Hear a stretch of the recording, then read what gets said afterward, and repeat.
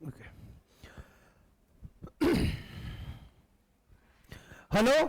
To all, स्वागत है आप सबका एक बार फिर एटर्नल क्लासेस के अंदर।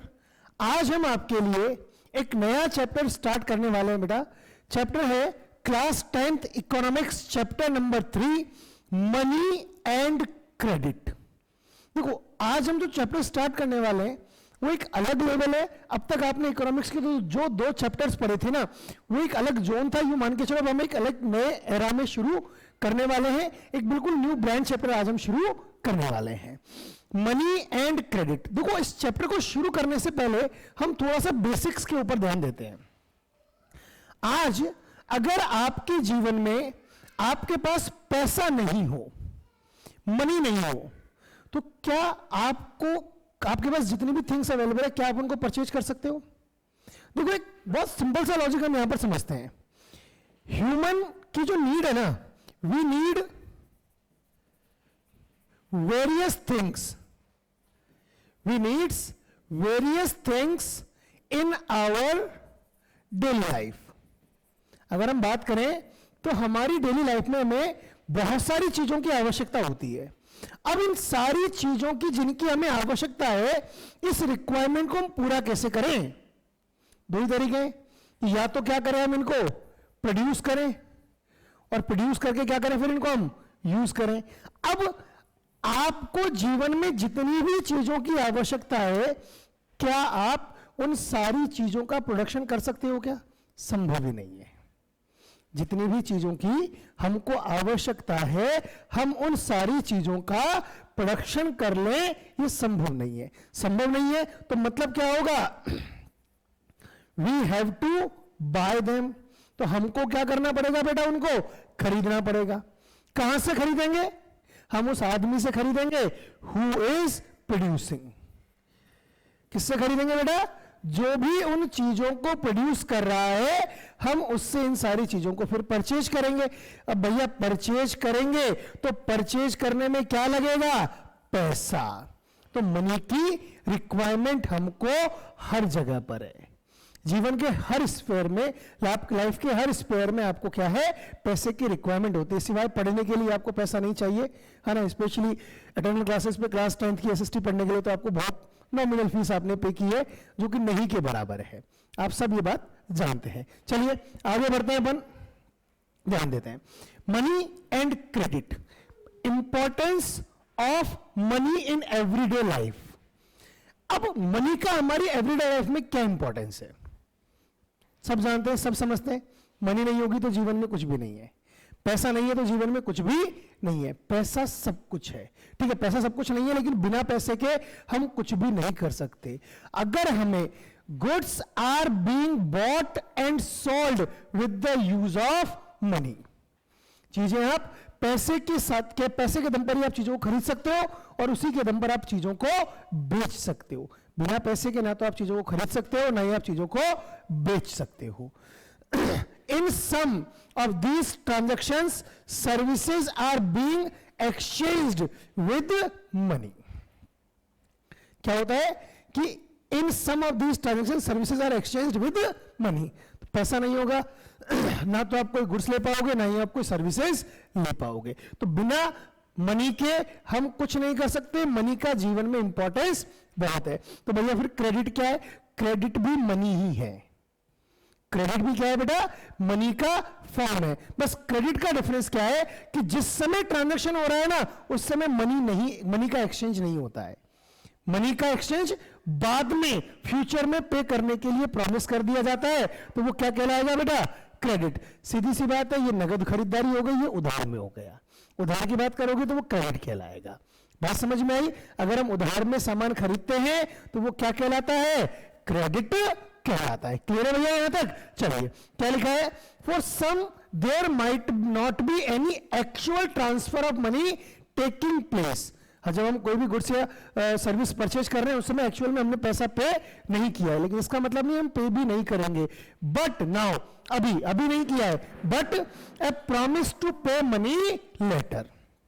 क्या प्रॉमिस किया है? कि पैसे का पेमेंट बाद में किया जाएगा। ये क्या कहलाएगा बेटा? क्रेडिट कहलाएगा। आगे बात समझ में, मनी एंड क्रेडिट का मतलब समझ में आया?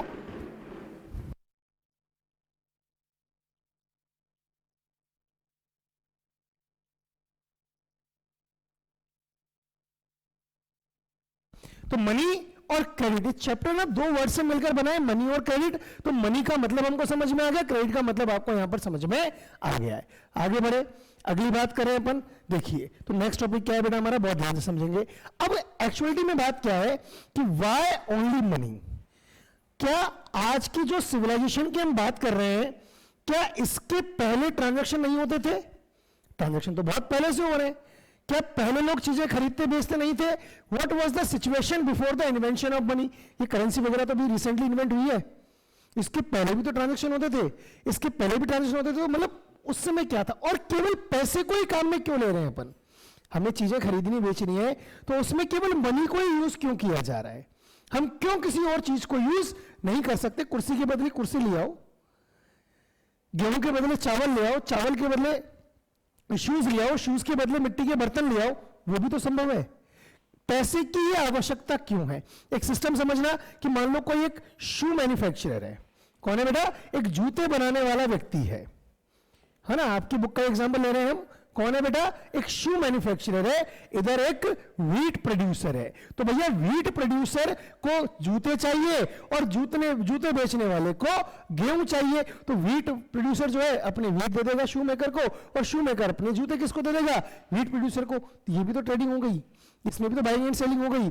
इसने व्हीट बेच दिए, जूते खरीद लिए, इसने जूते बेच दिए, व्हीट खरीद लिया। कुल मिलाकर ट्रांजैक्शन यहां पर भी है। तो आज मनी की रिक्वायरमेंट क्यों हुई? सिस्टम तो ये पहले ये भी था। इस सिस्टम को क्या कहते हैं बेटा अपन? This system is known as barter exchange. क्या कहते हैं बेटा इस सिस्टम को अपन? This system is known as barter exchange. तो भैया इसमें क्या खराबी थी? कहा इसको बंद कर दिया? कोई न कोई तो कारण रहा होगा। तो चलिए आगे बढ़ते हैं, फिर अपन देखते हैं व्हाई ओनली मनी। पैसे की जरूरत क्यों पड़ी उसके बारे में चर्चा करते हैं, ध्यान से समझिएगा। ए पर्सन होल्डिंग मनी, जिसके पास पैसा है, can easily exchange it for any commodity और सर्विस दैट ही और शी माइट वांट। उसको जो भी चाहिए उसको वो इजीली परचेज कर सकता है, इजीली एक्सचेंज कर सकता है, जो भी उसको चाहिए। किसकी मदद से? पैसे की मदद से। Thus everyone prefers to receive payments in money and then exchange the money for things they want। मतलब क्या हुआ भैया? मतलब ये हुआ सर, इसका ध्यान से समझिएगा। मतलब क्या हुआ कि देखो कि मान लो ये हमने बात की थी कि कौन था बेटा? एक शू मैन्युफैक्चरर है, ठीक है। एक कौन है? व्हीट प्रोड्यूसर है। और एक कौन है बेटा? एक है पोटर, ठीक है। अब इस शू मैन्युफैक्चरर को क्या चाहिए बेटा? जूते, वो व्हीट चाहिए। एक सेकेंड,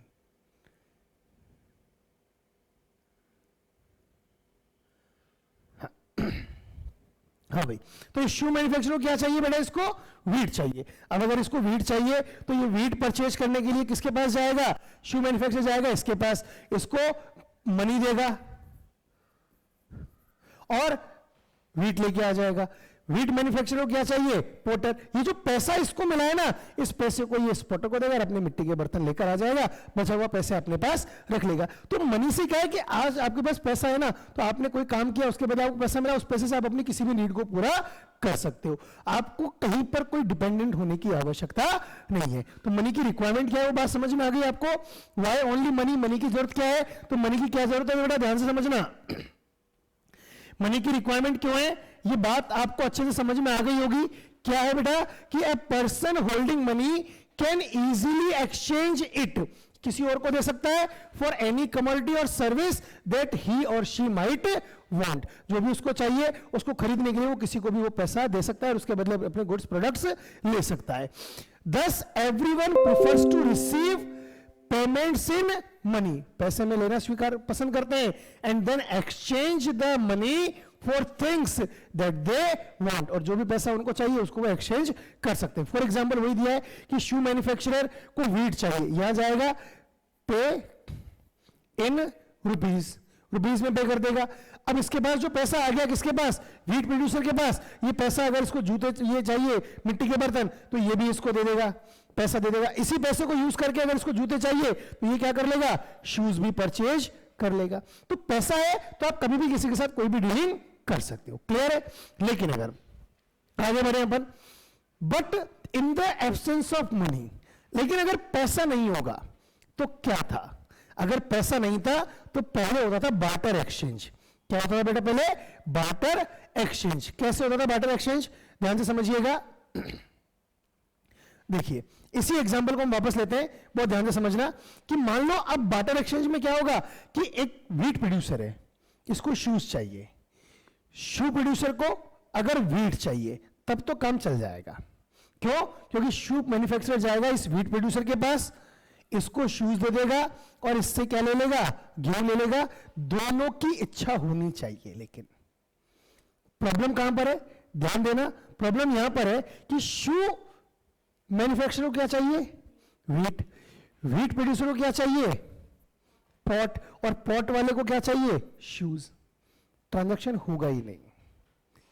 क्यों नहीं होगा? क्योंकि इस व्हीट प्रोड्यूसर इस शू मैन्युफैक्चरर को अपने व्हीट तब देगा जब इसको भी शूज की जरूरत होगी। इसको शूज चाहिए ही नहीं, इसको तो क्या चाहिए? पॉट चाहिए। तो भैया ये पॉट वाला पॉटर जो है ये इसको अपने पॉट कब देगा? जब इसको व्हीट चाहिए होगा। इसको व्हीट चाहिए ही नहीं। अब ये पॉटर इसके पास जाएगा तो ये जो शू मैन्युफैक्चरर है इसको शूज कब देगा? जब इसको पॉट चाहिए होंगे। लेकिन इसको तो व्हीट चाहिए। बेसिक सी बात क्या है कि जो बायर है, मतलब हमने मान के चला ये बायर है और ये सेलर है, लेकिन ये भी तो बायर और सेलर है। जब तक दोनों पार्टीज म्यूचुअली एग्री नहीं होगी, मतलब शू मैन्युफैक्चरर को जब तक व्हीट नहीं चाहिए और व्हीट मैन्युफैक्चरर को जब तक शूज नहीं चाहिए, तब तक ये डीलिंग पॉसिबल नहीं है। तो इसको कहते हैं हम double coincidence. This system is known as double coincidence. और जब तक डबल कोइंसिडेंस नहीं होगा तब तक बार्टर एक्सचेंज पॉसिबल नहीं है। तो पहली बात तो आपने समझा कि बार्टर एक्सचेंज का मतलब क्या है कि मनी के अलावा किसी गुड्स के बदले गुड्स अगर हमने ली है तो वो क्या कहलाएगा? बार्टर एक्सचेंज कहलाएगा। क्या कहलाएगा बार्टर एक्सचेंज बेटा? गुड्स के बदले गुड्स। क्या कहलाएगा भैया? बार्टर एक्सचेंज कहलाएगा। और डबल कोइंसिडेंस क्या होता है कि जब एक प्रोडक्ट वाला दूसरा प्रोडक्ट लेने को तैयार हो और सेम दूसरा व्यक्ति वो पहले वाले प्रोडक्ट को लेने को तैयार होगा। तो जब तक ये नहीं होगा, इसको कहते हैं डबल कोइंसिडेंस। तो जब तक ये नहीं होगा तब तक बार्टर एक्सचेंज क्या नहीं है? पॉसिबल नहीं है। बात समझ में आई बेटा? तो बार्टर एक्सचेंज का मतलब समझते हैं अपन, क्या लिखा है ध्यान देना कि but in the absence of money क्या होगा? We would have to rely किसके ऊपर? डबल कोइंसिडेंस ऑफ वांट्स के ऊपर रिलाई होना पड़ेगा। डबल कोइंसिडेंस ऑफ वांट्स समझ में आ गया बेटा? शू मैन्युफैक्चरर को व्हीट की रिक्वायरमेंट होनी चाहिए और व्हीट प्रोड्यूसर को शूज की रिक्वायरमेंट होनी चाहिए। क्या मतलब होता है डबल कोइंसिडेंस का? मतलब लाइन क्या लिखा है? What a person desire to sell. जो शू मैन्युफैक्चरर क्या बेचना चाह रहा है? शूज बेचना चाह रहा है। Is exactly what other wishes to buy. वही चीज व्हीट प्रोड्यूसर जब तक खरीदना नहीं चाहेगा तब तक उनके बीच में डीलिंग पॉसिबल नहीं है। क्लियर? तो बार्टर एक्सचेंज क्या होगा कि where goods are directly exchanged without the use of money. पैसे को काम में नहीं लेके हम जब गुड्स को एक्सचेंज करते हैं तो क्या कहलाता है बेटा? बार्टर एक्सचेंज कहलाता है कि double coincidence of wants is an essential feature. लेकिन बार्टर एक्सचेंज कब होगा? जब डबल कोइंसिडेंस होगा। अगर डबल कोइंसिडेंस वाला फीचर मिसिंग है तो बार्टर सिस्टम पॉसिबल नहीं है। तो what is the essential feature of barter exchange? Double coincidence. Clear है बेटा? बात समझ में आ गई? आगे बढ़ लेते हैं अपन अब। और क्या लिखा है देखो कि money as a medium of exchange. Money को ना आप एक्सचेंज के मीडियम की तरह काम में लेते हो। आज इधर से पैसा दिया, उधर से पैसा आया, उसको हमने यूज कर लिया, फिर तीसरी जगह से पैसा आया, मतलब ये मीडियम ऑफ एक्सचेंज। इजीली यहां पर गुड्स को ट्रांजैक्शन किया जा सकता है। मनी नहीं होगी तो कैसे ट्रांजैक्शन करोगे? कि मान लो मेरे पास एक मार्कर है, आपके पास क्या है? एक चश्मा है। अब मैं कहूं एक मार्कर ले लो, चश्मा दे दो। मार्कर 20 रुपए का, चश्मा 200 रुपए का। वैल्यू क्या है? सेम नहीं है, दिक्कत आएगी। मेरे पास ना एक मोटरसाइकिल है, एक प्रोडक्ट मेरे पास, आपके पास एक कार है, एक्सचेंज कर लो, वैल्यू सेम नहीं है। तो ये प्रॉब्लम है। मनी के थ्रू, मनी के द्वारा ये प्रॉब्लम क्या नहीं होती है? फेस नहीं करनी पड़ती है। क्या लिखा है कि economy with money eliminates the need of double coincidence of wants. लेकिन मनी के थ्रू बात चलते हैं अपन, तो क्या है, डबल कोइंसिडेंस की रिक्वायरमेंट नहीं है, डबल कोइंसिडेंस की नीड क्या हो जाती है, वहां पर खत्म हो जाती है। Money acts as the intermediate, बीच वाली की तरह काम कर रहा है। पैसा है तो आप किसी के साथ भी एक्सचेंज कर सकते हो in the exchange process, so it is called a medium of exchange. Intermediate तो है ना, पैसे से आप सब कुछ कर सकते हो, पैसा बीच में है तो आपको कहीं कोई दिक्कत ही नहीं है, उसकी वैल्यू निकालो, उस वैल्यू को इक्वल आप पेमेंट कर सकते हो। क्लियर है तक? कोई डाउट है बेटा किसी को? Any doubts to anyone? Very good, continue करते हैं बेटा अपन, ध्यान दीजिए आगे क्या लिखा है, देखो मॉडर्न फॉर्म्स ऑफ मनी। अगला टॉपिक शुरू करते हैं बेटा हम, क्या है बेटा हमारा अगला topic, modern forms of money. क्या है modern forms of money? Money के मॉडर्न फॉर्म्स कौन कौन से?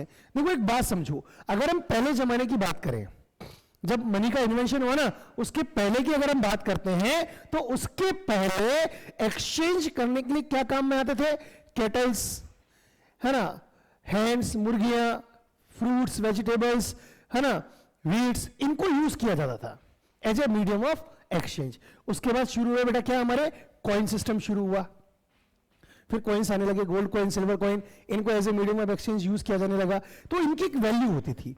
लेकिन आज की डेट में एक पेपर को यूज किया जा रहा है, एक पेपर जिसके ऊपर सरकार ने कुछ अमाउंट लिख दिया और ये लीगल हो गया, ये वैलिड हो गया, और इसको आज हम as a medium of exchange क्या कर रहे हैं, यूज करते हैं ना। इन सारे नोट्स को हम यूज, ये सारी करेंसीज हैं जिनको कि हम as a medium of exchange क्या करते हैं, यूज करते हैं। तो ये सब क्या है बेटा, ट्रेडिशनल फॉर्म ऑफ मनी है, और ये सब क्या है बेटा, मॉडर्न फॉर्म ऑफ मनी है। ये सारे के सारे क्या थे बेटा आपके, ट्रेडिशनल फॉर्म ऑफ मनी, ठीक है, और ये सब क्या है बेटा आपके, modern form of money. Clear है यहां तक? तो ट्रेडिशनल फॉर्म ऑफ मनी और मॉडर्न फॉर्म ऑफ मनी, आपको बात समझ में आ गई। यहां पर आगे बात करूं, ध्यान देना, और क्या लिखा है समझेंगे अपन। क्या लिखा है बेटा, करेंसी। अब मॉडर्न फॉर्म ऑफ मनी में बहुत सारी है, करेंसी भी है, बैंक में आपका जो पैसा डिपॉजिट है वो भी है, चेक भी आपका मॉडर्न फॉर्म ऑफ मनी आता है। और मॉडर्न फॉर्म ऑफ मनी में सबसे पहले हम किसकी बात करते हैं बेटा, करेंसी की। करेंसी क्या है, modern form of money include currency. Currency में क्या है, पेपर नोट भी है और कॉइन्स भी है। पेपर नोट जो कि हमने बताया था भी आपको, ये सब क्या है, ये सब क्या है, मॉडर्न फॉर्म ऑफ मनी है। कॉइन्स भी 2 रुपए के, 10 रुपए के कॉइन्स चल रहे हैं अभी है ना, वो सब क्या है, मॉडर्न फॉर्म ऑफ मनी है। अब लेकिन इनके सामने एक समस्या है। क्या समस्या है भैया, आज का जो मॉडर्न फॉर्म ऑफ मनी है उसके सामने समस्या क्या है, समस्या की बात करते हैं मैडम। पहले क्या होता था कि गोल्ड कॉइन, सिल्वर कॉइन्स को यूज किया जाता था, जिनकी ना एक्चुअल में वैल्यू होती थी, उस करेंसी की अपने आप में एक वैल्यू होती थी। करेंसी की अपने आप में क्या होती थी बेटा, एक वैल्यू होती थी उसकी। वो करेंसी को, मतलब जो गोल्ड है, गोल्ड कॉइन है, उसके पास फट जाए, टूट जाए, कर जाए, तो भी उसकी वैल्यू सेम रहेगी। गोल्ड कॉइन के 2 टुकड़े कर दो तो भी उसकी वैल्यू क्या रहेगी, सेम ही रहेगी। अब लेकिन ये जो पेपर करेंसी है ना, इसकी खुद की कोई वैल्यू नहीं है। ये 10 रुपए का पेपर 2000 रुपए में चल रहा है, फट गया तो इसकी वैल्यू 0 हो जाती है। समस्या समझ में आ रही है ना आपको? तो ये क्या नहीं है, वही बात लिखिए पहला कि modern currency is not made of precious metals. कोई मेटल से नहीं बने, जैसे गोल्ड, सिल्वर या कॉपर से नहीं मिले, जबकि पहले ये सब प्रीशियस मेटल से ही बनाए जाते थे। Unlike grain and cattle, they are neither of everyday use. नहीं, दूसरी बात, इनको आप डेली यूज में नहीं ले सकते। आपने किसी को ग्रेन, आपने किसी को गाय दी और उसके बदले ग्रेन ले लिया, ग्रेन आप डेली खाने के काम में लोगे, क्या पेपर करेंसी को खाने के काम में ले सकते हैं अपन? नहीं ले सकते ना। क्या इस कॉइन्स को हम खाने के काम में ले सकते हैं? नहीं ले सकते। तो ये कुछ भी डेली यूज की चीजें नहीं है। और the modern currency is without any use of its on, मतलब मॉडर्न करेंसी का अपना खुद का कोई यूज नहीं है। अगर जैसे मान लो आज ये 2000 रुपए का नोट है, अगर इसके साथ कोई भी ट्रेजेडी हो जाती है इस नोट के साथ, तो इसकी खुद की कोई वैल्यू नहीं है। पहले करेंसीज की खुद की वैल्यू होती थी। मैं कह रहा हूं ना, गोल्ड कॉइन को 4 टुकड़े कर दो तो भी उसकी वैल्यू क्या रहनी है, सेम रहनी है। उसकी खुद की अपनी एक वैल्यू है। क्या इसकी कोई वैल्यू है? नहीं, इसकी अपने आप में कोई वैल्यू नहीं है। तो वही बात यहां पर लिखी, 3 इसकी प्रॉब्लम्स हमको हमने बताई है यहां पर। इसीलिए इनकी no intrinsic value, intrinsic value मतलब इनकी खुद की आंतरिक मूल्य कुछ नहीं है इनका। आंतरिक मूल्य का मतलब होता है कि कॉइन्स की अपने आप में वैल्यू थी, इनकी कोई इंट्रिंसिक वैल्यू नहीं है। क्या है इनकी value? Fiat value. Fiat value मतलब इनकी जो वैल्यू निर्धारित कर दी गई है। क्या कर दी गई? इनकी जो वैल्यू, जो कह दिया गया है, जो लिख दिया गया है, वही इनकी वैल्यू है। आज इसी सेम पेपर को अगर गलाकर काट के इसके ऊपर 100 रुपए लिख दो तो 2000 का नोट कितने का बन जाएगा? 100 रुपए का बन जाएगा। तो इसकी क्या है? अपनी खुद की वैल्यू नहीं है, जो वैल्यू उस पेपर की डिसाइड कर दी है वही वैल्यू क्या कहलाएगी? इसकी वही वैल्यू इसकी मानी जाएगी, इसलिए इसकी फिएट वैल्यू मानी जाती है, कोई इंट्रिंसिक वैल्यू इसकी नहीं है। बात समझ में आ गई यहां तक? अच्छा भैया, जब इसकी इतनी सारी समस्या है तो हम क्यों इसको as a medium of exchange use कर रहे हैं?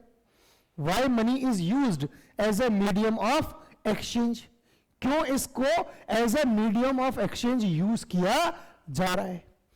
क्यों किया जा रहा है? क्योंकि हमको कह दिया किसने? सरकार ने। किसने कहा है? सरकार ने इस करेंसी को ऑथराइज करेंसी बताया है, इसलिए हम इस करेंसी को as a medium of exchange use कर रहे हैं। Because the currency is authorised by the government of the country. हमारे देश की सरकार ने इसको ऑथराइज कर दिया, हमसे कह दिया भैया 2000 का नोट है तो हम इसको 2000 में मान रहे हैं, इसको 500 का बताया तो इसको हम 500 का मान रहे हैं। सरकार कहती नहीं 600 का, तो हम 600 का मान लेते। सरकार ने जो कह दिया वो हम इसकी वैल्यू मान रहे हैं। क्लियर? कोई डाउट है यहां तक?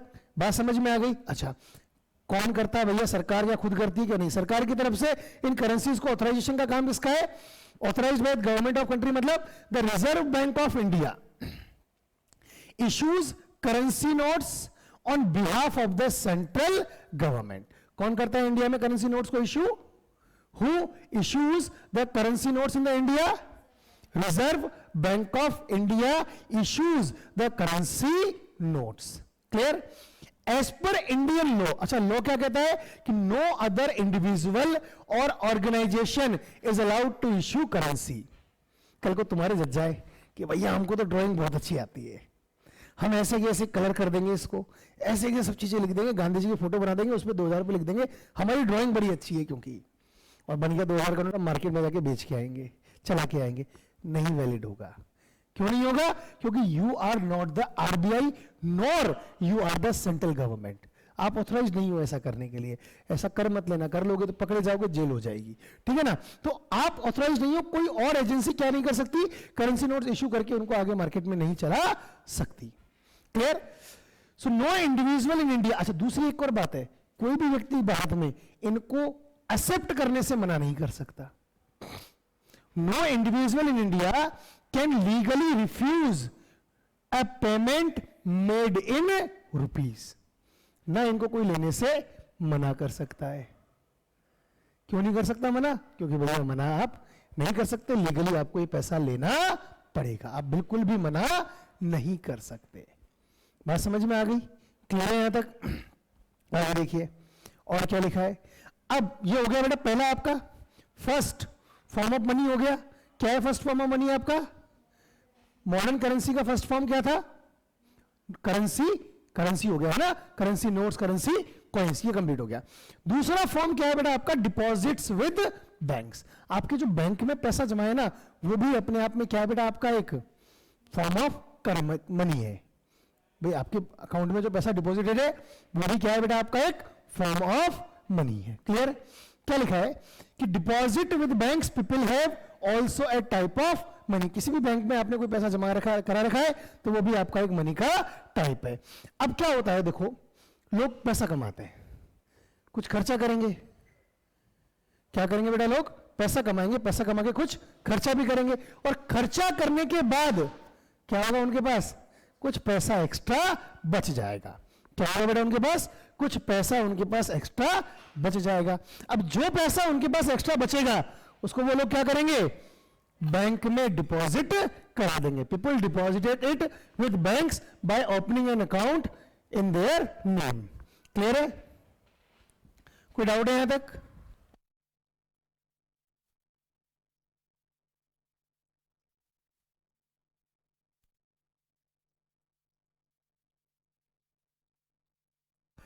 हाँ, तो लोग क्या करेंगे? ऑब्वियस ही बात है, जो मेरे को चाहिए, मैंने जो कमाया है उसमें से जो मुझे खर्चा करना है वो भी मैं बैंक में जमा करा दूं, तो क्या फायदा उस चीज का? हालांकि आजकल लोग पूरा पैसा बैंक में जमा करके रखते हैं, यूपीआई पेमेंट आ गया है, उससे ऑनलाइन पेमेंट कर देते हैं, वो एक अलग चीज है। लेकिन यूजुअली जो पैसा जमा रहता है बैंक के अंदर, वो कौन सा होता है? जो लोगों के पास एक्स्ट्रा मनी होती है। अब एक क्वेश्चन आना चाहिए बेटा दिमाग में कि सर ये एक्स्ट्रा पैसे को बैंक में क्यों जमा कराते हैं? कोई तो कारण होगा। बैंक वाले क्या हमको फायदा दे रहे हैं क्या? हाँ, बैंक वाला आपको फायदे दे रहे हैं। क्या फायदे दे रहे हैं बेटा? बैंक कि bank accepts the deposits and also pay an amount as interest on the deposits. Bank उस पर हमको जितना जमा कराया ना, जैसे आपने अभी 10,000 रुपये जमा कराए, आपको साल भर बाद ना वो 10,400 रुपये मिलेंगे। बैंक क्या देगी आपको? ब्याज देगी। वो पैसा बढ़ाकर देती है बैंक आपको, ठीक है। मनी सेफ है, घर में चोरी हो जाए, चकारी हो जाए, बैंक में चोरी होगी तो बैंक वाली जिम्मेदारी, वो उल्टा वो गाड़ भी बढ़ा के रखते हैं। हमारे घर में तो डाउट फिर भी अनसेफ है पैसा, बैंक में पैसा क्या है आपका? सेफ है। People also have the provision to withdraw the money as and when they require. एक और बात, ऐसा नहीं आज बैंक में पैसा जमा करा दिया तो अब वो गया, उसको हम निकाल ही नहीं सकते। नहीं, जब चाहो जब उस पैसे को क्या किया सकता है? विड्रॉ किया जा सकता है, जब आपकी इच्छा हो जब।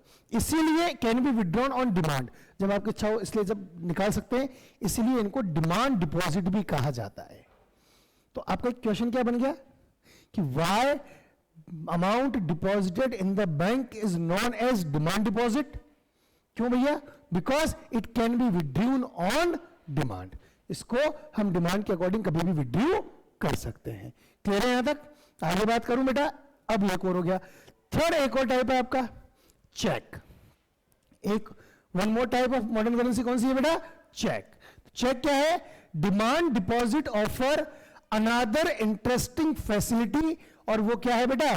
चेक। देखो चेक आप सबने देखा होगा, ऐसी बात नहीं चेक कभी देखा नहीं है, बिल्कुल देखा है। यहां पर किसका नाम आता है? जिसको कि हमें पेमेंट करना है। किसका नाम आएगा बेटा यहां पर? जिसको कि हमें पेमेंट करना है। किस डेट को पेमेंट करना है वो यहां आ जाएगा, कितना अमाउंट पे करना है यहां शब्दों में आ जाएगा, यहां अंकों में आ जाएगा। उसके बाद जो अकाउंट नंबर है वो यहां आ जाता है। ये चेक नंबर होता है, हर अकाउंट का ना अपना चेक नंबर होता है। ये क्या होते हैं? उस बैंक के कुछ कोडिंग होती है जो हर बैंक की अपनी अपनी अलग अलग होती है, ठीक है। आगे बढ़ते हैं अपन, तो और क्या लिखा है बेटा कि अ चेक इज अ पेपर। अब चेक क्या है? चेक एक पेपर ही तो है जिसमें आप क्या कर रहे हो? इंस्ट्रक्शन दे रहे हो बैंक को।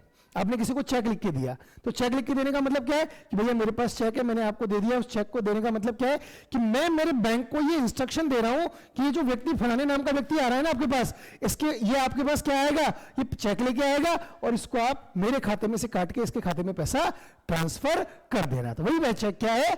ए cheque is a paper instructing the bank to pay a specific amount from the person's account to the person in whose name the check has been issued। बोले भैया मेरा चेक है, यहां पर मेरा नाम लिखा है, मेरा अकाउंट नंबर लिखा है, इस खाते से काटकर पैसा किसके अकाउंट में ट्रांसफर कर दो?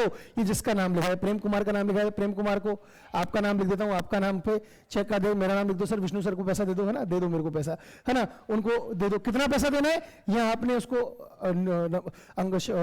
वर्ड्स में लिख दिया और यहां पर आपने उसको फिगर्स में लिख दिया। किस डेट को पेमेंट करना है वो यहां पर आ गया, मैंने बताया था, ठीक है। ये चेक नंबर होता है, ये जो इशूड बैंक है उसकी कोडिंग होती है यहां पर ये पूरी, ठीक है। उस ब्रांच का नाम होगा जिस ब्रांच ने आपको चेक इशू किया है, ये जिस व्यक्ति ने चेक इशू किया है उसका अकाउंट नंबर होता है। एक और इंपॉर्टेंट फैक्ट बताता हूं मैं आपको बेटा कि चेक के ऊपर आपने डबल लाइन डाल दी ना, इसका मतलब ये पैसा केवल अकाउंट में जाएगा। अगर ये डबल लाइन नहीं डाली ना आपने, तो ये जो पैसा है ना सामने वाला कैश भी विड्रॉ करा सकता है, उसके अकाउंट में पैसा ट्रांसफर नहीं करेगा तो भी करा सकता है। लेकिन अगर आपने डबल लाइन डाल दी तो ये कहलाएगा क्रॉस्ड चेक। डबल लाइन डाल दी क्या बन जाएगा? ये क्रॉस्ड चेक। और पैसा केवल कहां मिलेगा? उसको उसके अकाउंट में वो पैसा दिया जाएगा। क्लियर है यहां तक? तो वही लिखा है। इसके फायदे क्या है, एडवांटेज क्या है इसके? देखो ध्यान देना कि makes possible to directly settle payments without the use of cash. पैसा आया नहीं, पैसा गया नहीं और पेमेंट भी हो गया। पैसा पहले भी बैंक में था, पैसा अभी भी बैंक में है। जैसे मान लो मेरा एचडीएफसी में अकाउंट है, आपका भी एचडीएफसी में अकाउंट है, तो मैंने आपको चेक दिया तो एचडीएफसी बैंक के पास ही पैसा है ना, वो पहले मेरे अकाउंट में रखा था, अभी आपके अकाउंट में रखा है, तो बिना पेमेंट लिए दिए पेमेंट का सेटलमेंट हो जाता है। दूसरा, constitute money in the modern economy. पैसे को बिना छेड़े आप बड़े बड़े ट्रांजैक्शंस कर लेते हो. There would be no demand deposit and no payment by cheques against these deposits. कोई पैसा आपसे मांग भी नहीं रहा, कोई आपको पैसा देना भी नहीं है, बस डिमांड डिपॉजिट तो हुई नहीं है, बस फंड को आपने अकाउंट्स में, बुक्स में एक जगह से दूसरी जगह ट्रांसफर कर दिया है. और last, closely linked to the working of the modern banking system. और आजकल मॉडर्न बैंकिंग सिस्टम पूरी तरह से इसी से कनेक्टेड है. क्लियर है यहां तक? तो ये आपका टॉपिक कौन सा कंप्लीट हो गया बेटा? Modern forms of money. Next class में हम नया टॉपिक डिस्कस करेंगे. आज के लिए इतना ही है. तब तक के लिए thank you class. Keep learning, stay connected.